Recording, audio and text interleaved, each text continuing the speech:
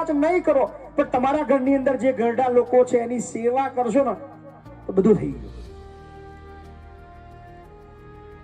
આપણે ભગવાનની માનતા રાખીએ, ભગવાનને ત્યાં રોજ મળવા જઈએ, સરસ મજાના પ્રસાદ બનાવીને મંદિરે લઈ જઈએ, બધાને વહેંચીએ, પણ આપણા ઘરની અંદર આપણી સાસુમાં અથવા કોઈ પણ વડીલ આપણા ઘરની અંદર હોય અને એને મનગમતું ભોજન આપણે ના આપીએ તો એ પ્રસાદની કોઈ વેલ્યુ નથી. આ યાદ રાખજો.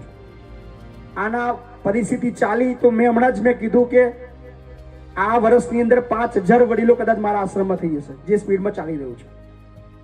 તો આ એક બહુ મોટું દૂષણ છે. વૃદ્ધાશ્રમ અમે કેમ ચલાવી રહ્યા છીએ? બીકોઝ એ વ્યક્તિ, એ વડીલ મરી ના જાય, રોડ ઉપર જિંદગી ના જીવે એટલા માટે. એ એના મા બાપને સતાવે છે કે આવું થયું તો મારી દીકરી સાથે આવું ના બને, અથવા મારી દીકરી આવું ના કરે. સો એવું કોઈ પણ કામ ના કરશો જેના લીધે તમારા મા બાપને નીચું ઘાલવું પડે, સમગ્ર તમારા ગામને નીચું ઘાલવું પડે, સમગ્ર તમારા સમાજને નીચું ઘાલવું પડે. કારણ કે તમે તો કદાચ થોડા સુખ માટે તમારા ઘરને છોડીને ભાગી જાઓ છો, પણ એ તમારા ભાગ્યા પછી તમારા મા બાપની આંખોની અંદર તમારા બધાનો પ્રેમ જોઈને મને ઊંઘ ઉડી ગઈ. બાકી ફૂલ ઊંઘમાં હતા બાપુ, પણ પ્રોમિસ કરી હતી કે આવવાનું છે એટલે આવવાનું જોઈએ. હે બોલીને ફરી જાય બાપુ ના કહેવાય. પણ અદ્ભુત કામ બધા યુવાઓ કરી રહ્યા છે અને ખૂબ આનંદ આવી રહ્યો છે. જ્યારે ખેડા જિલ્લાની અંદર આ બધા કાર્યની શરૂઆત કરી હતી ત્યારે લોકો હસતા હતા. મેં બોલતા હતા કે યુવાઓ રાજ કરશે, યુવાઓ રાજનીતિમાં આવશે, યુવાઓ દરેક ક્ષેત્રની અંદર આગેવાની લેશે, દરેક ગામના એક સરસ મજાના સામાજિક કાર્યો હોય કે કંઈ પણ બાબતની જ્યારે જરૂરિયાત ઊભી થશે ત્યારે હવે યુવા પેઢી આગળ આવીને દરેક વસ્તુની આગેવાની લેવાની છે. અને અત્યારે મને એ વાતની જીત દેખાઈ રહી છે કે દરેક ગામડે યુવા આગેવાની લઈને મસ્ત કામ કરી રહ્યો છે. સો આ મને મારી જીત દેખાય છે. So thank you. 6 મહિના કે વર્ષો સુધી એકાદ વ્યક્તિના જીવનની અંદર કદાચ મારી વાત ઉતરી જાય અને ત્યાં કંઈક બદલાવ આવે તો મારું અહીંયા આગળ આવવાનું સફળ છે.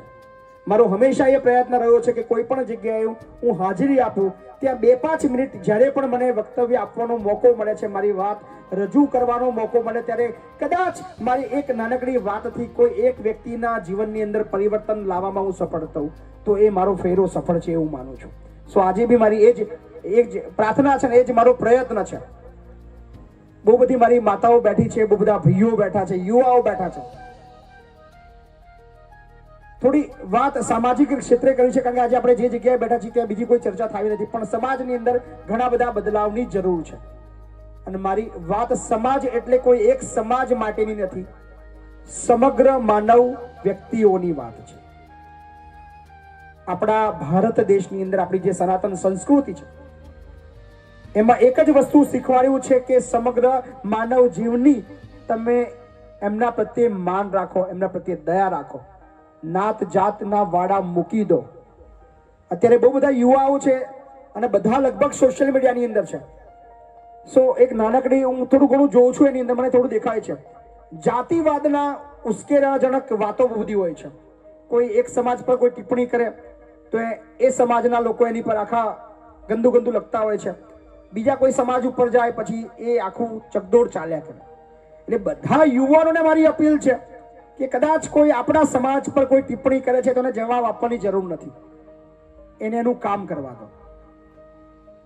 કારણ કે દરેક સમાજની અંદર 2-5 એવા લોકો હોય જે સમાજને અંદર ઝઘડા કરાવવાનું કામ કરતા હોય છે. સો એની અંદર પ્લીઝ ધ્યાન ના આપતા. અને ખાસ જ્યારે બહેનો બેઠી છે, તમારા ઘરની અંદર ઘરડા લોકો છે ને, મારા વૃદ્ધાશ્રમ તો નહીં, મને ખબર છે. ખાસ સેવા કરજો. તમે મંદિરે જાઓ છો, તમે જાત્રા કરવા જાઓ છો, તમે વ્રત રાખો છો, ઉપવાસ રાખો છો, પ્રાર્થના કરો છો, ભજન કીર્તન કરો છો, આ કશું જ કદાચ નહીં કરો પણ તમારા ઘરની અંદર જે ઘરડા લોકો છે એની સેવા કરશો ને તો બધું થઈ ગયું. આપણે ભગવાનની માનતા રાખીએ, ભગવાનને ત્યાં રોજ મળવા જઈએ, સરસ મજાના પ્રસાદ બનાવીને મંદિરે લઈ જઈએ, બધાને વહેંચીએ, પણ આપણા ઘરની અંદર આપણી સાસુમાં અથવા કોઈ પણ વડીલ આપણા ઘરની અંદર હોય અને એને મનગમતું ભોજન આપણે ના આપીએ તો એ પ્રસાદની કોઈ વેલ્યુ નથી. આ યાદ રાખજો. તમે કદાચ દુનિયાને દેખાડવા, સમાજમાં સારા બનવા, જાહેરની અંદર કદાચ લાખો રૂપિયા વાપરશો, પણ તમારા મમ્મી પપ્પા અથવા તમારા સાસુ સસરા માટે જો ખર્ચો ના કર્યો તો તમારા એ પૈસા ઝીરો છે. યાદ રાખજો સાહેબ. આપણા જીવનની અંદર, આપણા ઘરની અંદર એ ઘરડાના આનંદથી વધારે બીજું કોઈ સુખ નથી. કદાચ ઝઘડા દરેકના ઘરમાં થાય. મારા ઘરની અંદર મહીપતસિંહ કદાચ તમને જ્ઞાન આપે છે. મહીપતસિંહ કયો મહાન વ્યક્તિ નથી, મહીપતસિંહ કોઈ ભગવાન નથી કે મહીપતસિંહ ઘરમાં, મારા ઘરમાં બી ઝઘડા થાય છે. બધું જ એ માનવ જાતિની અંદર બધું જ કોમન છે.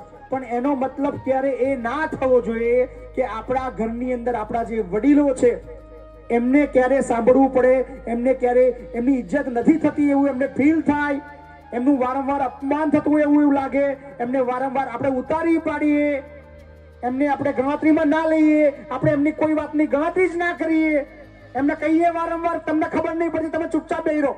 આ ઉંમરની અંદર તમારે બોલવાનું ના હોય, શાંતિથી બેહી રહેવાનો, ખાઈ પીને ભગવાનનું નામ લો. આવું ના થવું જોઈએ. એ જ આપણા સાચા ભગવાન છે. એ જો દુખી છે તો તમારું દુઃખ નક્કી છે. તમારી એ જ પરિસ્થિતિ આવવાની છે. કારણ કે આપણે જ્યારે યુવાન હોઈએ છીએ ત્યારે આપણને એવું લાગે કે યાર આપણે ક્યારે ગરડા થવાના જ નહીં. આપણી જે ડોસીમાં છે એ જે જિંદગી જુએ છે એનાથી ચલાતું નથી, એનાથી બોલાતું નથી, એનાથી ખવાતું નથી, એનાથી કોઈ કામ નહીં થતું. ખાટલામાં છે આપણને એવું અભિમાન આવે કે આ જિંદગી મારે નહીં જોવાની. એ જ જિંદગી 10 વર્ષ 20 વર્ષ પછી તમારી છે.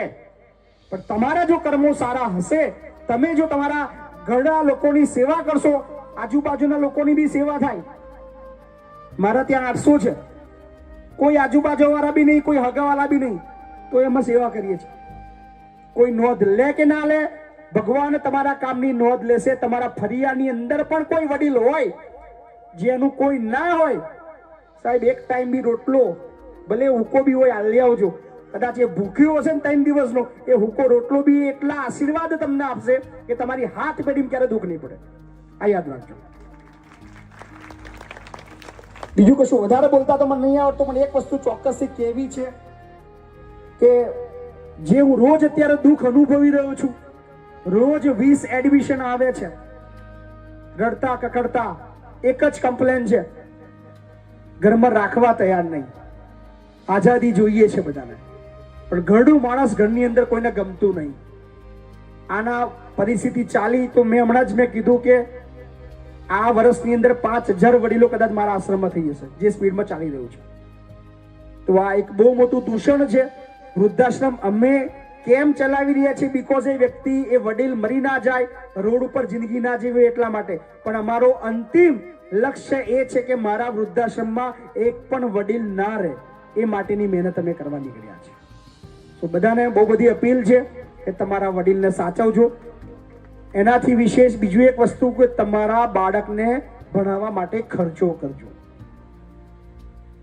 તમે દરેક તહેવારો પાછળ ખર્ચા કરો છો, માનતાઓ પાછળ ખર્ચા કરો છો, અને તમને જે સારું લાગે એની પાછળ તમે ખર્ચો કરો છો. પણ શિક્ષણ માટે હજી જેટલી ખર્ચની જરૂર છે, જેટલી જાગૃતિની જરૂર છે, એટલો ખર્ચો હજી ગામડા વિસ્તારની અંદર અને સ્પેશિયલી આપણા સમાજમાં કરવામાં નહીં આવતો. ભણવા બાબતની અંદર, દીકરીના ભણવા બાબતમાં પણ આપણે ધ્યાન નથી આપતા. પણ એમાં ઘણા એવા પરિબળો જવાબદાર છે. દીકરીઓ બી નાની નાની બેઠી છે. બહુ બધી ઘટનાઓ હવે સ્પીડલી વધી રહી છે. જે દીકરીઓ સાંભળે છે એમને કહું છું, તમારા મા બાપ તમારા માટે ખૂબ સપના જોવે છે, તમે ભણો, તમે એ લોકો ઈચ્છે પણ છે કે મારી દીકરી ભણે. પણ ગામની અંદર ભૂતકાળમાં એવા એકાદ બે કિસ્સા બન્યા હોય, એ સતત બીક એ એના મા બાપને સતાવે છે કે આવું થયું તો મારી દીકરી સાથે આવું ના બને, અથવા મારી દીકરી આવું ના કરે.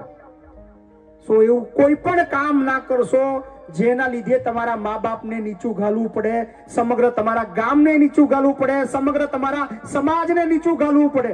કારણ કે તમે તો કદાચ થોડા સુખ માટે તમારા ઘરને છોડીને ભાગી જાઓ છો, પણ એ તમારા ભાગ્યા પછી તમારા મા બાપની આંખોની અંદર એટલા આંસુ આવે છે, દર બદર ભટકે છે, ગામની અંદર સરખી રીતે ઊંચા અવાજે બોલી નથી શકતા, ખુલ્લી આંખોથી નીચે નીકળી નથી શકતા, સમાજમાં ક્યાંય માન મર્યાદા એમની જળવાતી નથી, એ દુઃખ, એ પાપ ના ભાગીદાર ક્યારે ના બનતા. કદાચ 17 વર્ષે 16 વર્ષે 18 વર્ષે કોઈ છોકરો ગમે આપણને, પણ એનો મતલબ એ નથી કે આપણે ભાગી જઈએ.